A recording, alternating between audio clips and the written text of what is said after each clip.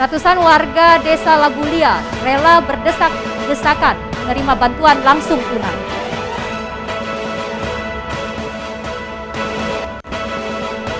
Puluhan kepala keluarga hingga saat ini masih mengungsi.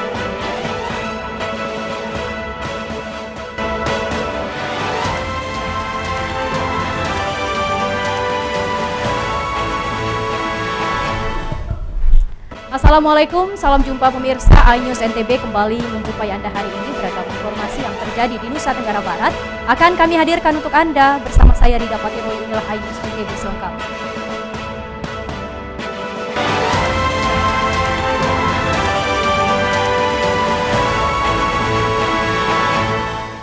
Pemirsa, mengawali perjumpaan kita hari ini, ratusan warga Desa Labulia, Kecamatan Jonggat, Lombok Tengah, rela berdesak-desakan di kantor desa setempat menerima bantuan langsung tunai subsidi BBM. Petugas kantor pos sempat kewalahan akibat membludaknya warga. Desa Labulia, Kecamatan Jonggat, Lombok Tengah, penerima bantuan langsung tunai kompensasi BBM yang disalurkan melalui pos setempat. Warga yang datang begitu antusias menerima BLT kompensasi BBM hingga rela berdesak-desakan. Tak ayal petugas pun sampai kewalahan dan menghimbau warga untuk tertib dan mengantri. Pembagian BLT ini menyasar sebanyak 1.661 warga yang terdaftar sebagai penerima bantuan. Bantuan yang tersebar di 9 dusun di desa ini. Penyaluran BLT ini dipusatkan di 2 lokasi, yaitu aula kantor desa dan di salah satu gedung sekolah dasar setempat.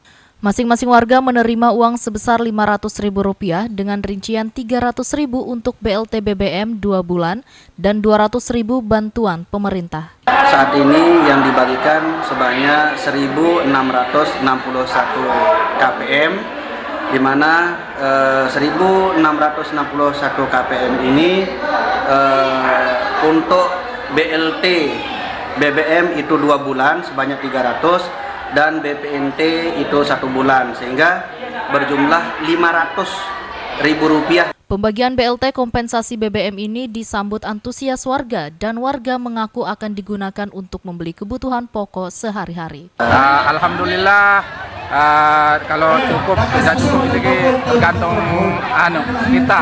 Okay? Terima kasih, cukup nih, terima kasih. Ini untuk beli sembako, untuk beli beras, untuk kebutuhan sehari-hari. Warga berharap pemerintah pusat tetap memperhatikan masyarakat kecil di tengah sulitnya ekonomi seperti saat ini.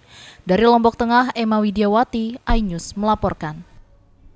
Kita beralih ke informasi lain, puluhan kepala keluarga korban banjir bandang di Desa Kekait Gunung Sari, Lombok Barat hingga saat ini masih mengungsi di hunian sementara atau huntara karena belum ada kepastian dari pemerintah untuk direlokasi. Hampir setahun warga korban banjir dan longsor di Desa Kekait, Lombok Barat masih tinggal di pengungsian hunian sementara atau huntara. Ironisnya, huntara berdiri di halaman warga, kini warga kembali menagih janji pemerintah Kabupaten Lombok Barat yang menyanggupi akan membangunkan rumah warga yang rusak diterjang banjir. Namun hingga kini tidak ada kabar kepastian kapan rumah warga korban banjir dan longsor yang terjadi 6 Desember 2021 lalu akan diperbaiki. Para korban terdampak banjir berharap Pemda Lombok Barat segera merelokasi bagi mereka yang tidak mampu membeli lahan. Rumah ini yang hanyut dulu belum ada jawaban dari pemerintah? Belum ada. Gitu. Bapak berarti hampir 1 tahun tinggalnya? Iya. Di sini? Berapa orang anggota keluarganya? Ya kan tidak salah tuh 6 orang yang habis rumahnya. Ini kan jam 3, 4, 5, 6 ya. Oh, gitu. Sama Belum bapaknya Pak Kado. Belum ada jawaban berarti, Bu. Tidak ada jawabannya. Sampai kapan Bapak akan bertahan di rumah huntara ini? Ya, ini kan istilah istana kan adalah rumah saya. Oh, gitu. Iya. Akhirnya apapun terjadi di istana saya ini kan. Realisasi di tingkat bawah. Pemegang kebijakan di tingkat bawah ini yang belum bergerak. Seperti inilah. Kalau saya ingat Pak Kado dulu janji Ibu Risma yang paling didengar apa itu dulu? Kalau dulu janjinya Ibu Risma yang sampai sekarang ini masih kami ingat itu penanganan secepatnya lah. Oh gitu. Penanganan secepatnya dan cari tempat yang aman untuk merelokasi warga. Saat ini terdapat 27 kepala keluarga korban bencana belum memiliki tempat tinggal dan masih mengungsi di Huntara. Dari Lombok Barat, Muzakir, iNews melaporkan. Kita beralih ke informasi lain, pohon pelindung di Jalan Utama Lombok Tengah dipangkas Dinas Perumahan dan Permukiman setempat. Langkah ini guna untuk mencegah korban jiwa akibat pohon yang tumbang. Dinas Perumahan dan Kawasan Pemukiman Lombok Tengah mulai memangkas pohon pelindung di Jalan Utama Lombok Tengah karena rentan tumbang diterjang angin kencang. Adapun pohon pelindung yang dipangkas yaitu pohon pelindung yang berpotensi tumbang dan tinggi yang dapat membahayakan pengendara yang melintas. Untuk jalur Pasar Renteng, pohon pelindung yang telah dipangkas di 10 titik. Tidak hanya pemangkasan pohon pelindung, petugas juga membongkar lapak PKL yang berdiri di bawah pohon pelindung. Menata sedikit karena itu adalah wajah pasar, jadi sekaligus sama lapak-lapak yang agak kumuh ini nanti akan ditertibkan lagi mungkin sama instansi yang berwenang. Jadi kami hanya ditugaskan untuk menata pohon itu saja.